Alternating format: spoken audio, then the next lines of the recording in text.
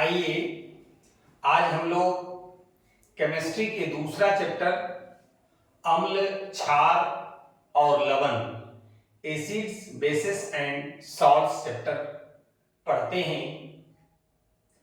इस चैप्टर में जो पहला प्रश्न है वो चैप्टर के नाम से ही रिलेटेड है कि आखिर अम्ल किसे कहते हैं, एसिड किसे कहते हैं। आइए देखें कि अम्ल किसे कहते हैं। तो अम्ल वह पदार्थ है जिसका जलीय विलयन स्वाद में खट्टा होता है। अब है कि हम लोग भोजन ग्रहण करते हैं, बहुत सारा दूध का उत्पाद है, जैसे आपका दही, फल है, संतरा, आम, इमली, सब्जी में टमाटर, कुछ ऐसे पदार्थ हैं जिनको हम ग्रहण करते हैं भोजन के रूप में तो हमें खट्टा लगता है, यानी उसमें अम्ल है। उसके बाद का जो लाइन है कि तथा धातु से अभिक्रिया कर हाइड्रोजन गैस मुक्त करता है। किस प्रकार से अम्ल के विषय में अभी जस्ट हम लोग उसका सिनॉप्सिस पढ़ रहे हैं कि अम्ल स्वाद में खट्टा होता है और धातु से अभिक्रिया कर हाइड्रोजन गैस मुक्त करता है। ये रासायनिक अभिक्रिया के माध्यम से आगे हम लोग इन डिटेल विस्तार पूर्वक सीखेंगे। सबसे पहले हम लोग ये जाने कि अम्ल कहते किसको है, यानी वे पदार्थ जिसका जलीय विलयन स्वाद में खट्टा होता है अम्ल कहलाता है। अम्ल के बारे में और जाने कि अम्ल अंग्रेजी में एसिड शब्द की जो उत्पत्ति हुई है वो लैटिन शब्द एसिडस से हुई है। किससे हुई है? लैटिन भाषा है, और चूंकि लैटिन भाषा में वैज्ञानिकों ने अधिक काम किया है लतीनी देश में, इसलिए आपको साइंस में प्रायः लैटिन भाषा में ही शब्द मिलेंगे, और वो लैटिन शब्द है एसिडस, और एसिडस का अर्थ होता है खट्टा। क्या होता है? खट्टा। अब आइए और अम्ल का उदाहरण पूरा पढ़ेंगे हम लोग। ये मत सोचिएगा कि यहां पर उदाहरण नहीं दिया गया है। सबसे पहले हम लोग ये जानेंगे कि आखिर अम्ल है क्या, भस्म क्या है, फिर आगे हम लोग सब धीरे धीरे सीखेंगे। तो भस्म अंग्रेजी में बेस कहते हैं। किसे कहते हैं? तो भस्म वह पदार्थ है जिसका जलीय विलयन स्वाद में कड़वा होता है तथा अम्ल को उदासीन कर लवण बनाता है।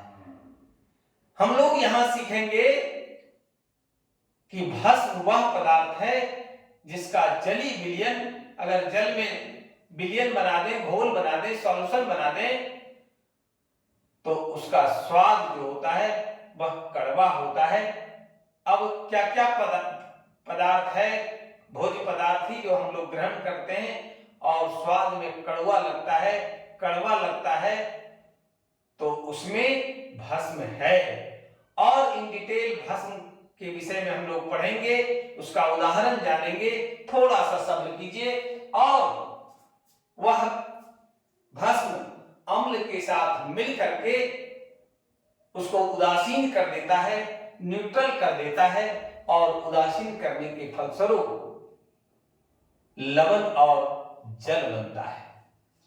आइए लवण और जल किस प्रकार से बनता है उस पर भी बात करेंगे। हम लोग पहले चैप्टर में भी पढ़े उदासीनीकरण अभिक्रिया, फिर पढ़ेंगे, उस समय भी हमने चर्चा किया, आज भी कह रहे हैं। आगे देखिए कि विद्युत अपघट्य क्या है, इलेक्ट्रोलाइट क्या है। तो वैसे यौगिक जिनके जलीय विलयन विद्युत का संचालन करते हैं विद्युत अपघट्य कहलाता है, इलेक्ट्रोलाइट कहलाता है। इसमें आप ये जान लीजिए अम्ल का जलीय विलयन, भस्म का जलीय विलयन और लवण का जलीय विलयन सभी विलयन से होकर के क्या होता है? विद्युत का संचालन होता है, विद्युत धारा का प्रवाह होता है, इसलिए इसका जलीय विलयन वैद्युत अपघट्य इलेक्ट्रोलाइट कहलाता है। हम लोग इसकी चर्चा फिजिक्स में भी विद्युत धारा चैप्टर में पढ़ा था कि इलेक्ट्रोलाइट क्या है, विद्युत अपघट्य क्या है, फिर से एक बार आया है, हम आप लोगों को स्मरण करा रहे हैं। जैसे हाइड्रोक्लोरिक अम्ल जिसका सूत्र HCl होता है, sodium hydroxide NaOH, sodium chloride NaCl। हम लोग अभी आपको अम्ल भी लिखे, क्षार भी लिखे, भस्म जिसको बोल रहे हैं, और लवण भी, लेकिन अभी हम कैटेगराइज नहीं कर रहे हैं, आगे हम सब कुछ करेंगे, धैर्य रखिए।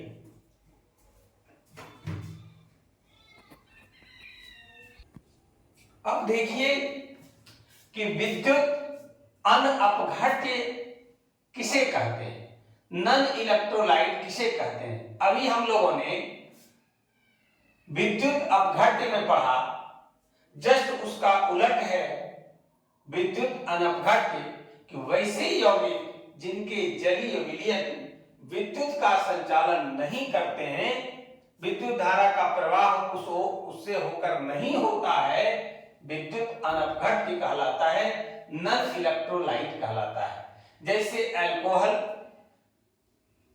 ग्लूकोज, यूरिया आदि, ये सब जो है विद्युत अनअपघट्य पदार्थ के उदाहरण हैं, क्योंकि इनसे होकर के विद्युत का संचालन नहीं होता है। अब है अगला जो प्रश्न है कि आयनन किसे कहते हैं, आयोनाइजेशन किसे कहते हैं। तो क्या है कि जल द्वारा विद्युत अपघट्य का आयनों में विघटन होने की क्रिया को आयनन कहते हैं, आयोनाइजेशन कहते हैं। अभी हम लोग पढ़े थे कि विद्युत अपघट्य का उदाहरण HCl, जब हम इसको जल की सहायता से आयनों में विघटित करते हैं, कैसे होता है, तो H+ और Cl-, यानी ये हो गया हमारा हाइड्रोजन आयन और ये हो गया क्लोराइड आयन। क्या हो गया, क्लोराइड आयन। ये HCl हाइड्रोक्लोरिक अम्ल जल द्वारा आयनों में विघटित हो रहा है, इसलिए ये जो है आयोनाइजेशन यानी आयनन कहलाता है। और देख लीजिए जैसे NaOH है, सोडियम हाइड्रोक्साइड, जल के द्वारा ये Na+ और OH- में टूट जाता है, ये धनायन है, ये भी H+ आपका धनायन है, ये ऋणायन है, इसका नाम है सोडियम आयन, धनायन है ये, और ये हाइड्रोक्साइड आयन, ये ऋणायन है। इसके बाद एक सॉल्ट का भी देख लेते हैं, NaCl, जल द्वारा ये भी क्या होता है, आयनों में विघटित होता है। ये NaCl सोडियम क्लोराइड लवण है, सॉल्ट है, नमक है। Na+Cl- ये सोडियम आयन है, ये क्लोराइड आयन है। हमने यहाँ Na+ का नाम लिख दिया, यहां भी देखिए Cl- का क्लोराइड आयन नाम लिख दिया। कहने का मतलब हुआ कि जल द्वारा, देख लीजिए सब में है, विद्युत अपघट्य का, ये विद्युत अपघट्य है HCl NaOH NaCl का आयनों में विघटन होने की क्रिया को आयनन कहते हैं। अब आइए बहुत ही महत्वपूर्ण प्रश्न है कि आर्हेनियस अम्ल किसे कहते हैं। आर्हेनियस वैज्ञानिक का नाम है और उन्होंने अम्ल की परिभाषा दिया, अम्ल के विषय में अध्ययन किया, अम्ल के विषय में खोज करके प्रस्तुत किया, इसलिए अम्ल शब्द से पहले आर्हेनियस शब्द का इस्तेमाल किया जाता है। तो आइए हम लोग सीखते हैं, जानते हैं कि आर्हेनियस अम्ल किसे कहते हैं। अम्ल वह पदार्थ है जो जल में घुलकर हाइड्रोजन आयन यानी H+ आयन देता है। अभी हम लोग पढ़ रहे थे सीधा सीधी कि अम्ल क्या है। हम लोगों ने सीखा कि वे पदार्थ जो स्वाद में खट्टा होता है, जिसका जली विलयन स्वाद में खट्टा होता है। और आगे जरा देखिए उदाहरण के साथ कि वो अम्ल वह पदार्थ है जो जल में घुलकर हाइड्रोजन आयन देता है, यानी हाइड्रोक्लोरिक अम्ल HCl, सल्फ्यूरिक अम्ल H2SO4, नाइट्रिक अम्ल HNO3 और एसिटिक अम्ल CH3COOH। आइए देखें कि किस प्रकार से ये जो है जल में घुलकर हाइड्रोजन आयन देने का काम करता है। HCl जल में घुल करके आयोनाइज होता है Cl-, H+ और Cl-, ये आपका क्या हो गया, हाइड्रोजन आयन हो गया, और ये क्लोराइड आयन हो गया। अब देखिए दूसरा सल्फ्यूरिक अम्ल H2SO4 जल में क्या होता है 2H+ हाइड्रोजन आयन और सल्फेट आयन, इसको क्या पढ़ेंगे सल्फेट आयन।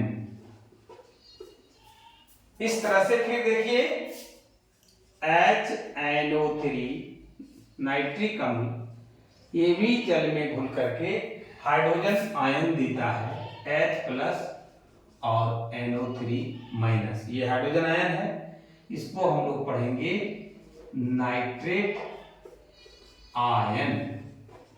ध्यान दीजिएगा। अब है एसिटिक अम्ल CH3COOH जल में, इसको हम लोग कार्बनिक यौगिक में इन डिटेल पढ़ेंगे। ये ऑर्गेनिक कंपाउंड है, कार्बनिक यौगिक है, ये भी जल में घुल करके H+ आयन और CH3COO- यानी एसिटेट आयन, इसको क्या पढ़ेंगे एसिटेट आयन, ये ऋण आयन हो गया। हाइड्रोजन प्लस देखिए दे रहा है, क्या बताए हैं कि अम्ल वह पदार्थ है जो जल में घुलकर क्या देता है हाइड्रोजन आयन देता है। देख लीजिए किस प्रकार से जल में घुल करके ये हाइड्रोजन आयन देने का काम किया, इसलिए ये अम्ल है। आइए आज का वीडियो अगर अच्छा लगा हो तो लाइक और शेयर जरूर करें। जो लोग अब तक चैनल को सब्सक्राइब नहीं किए हैं चैनल को सब्सक्राइब करें। आज के क्लास में बस इतना ही, धन्यवाद।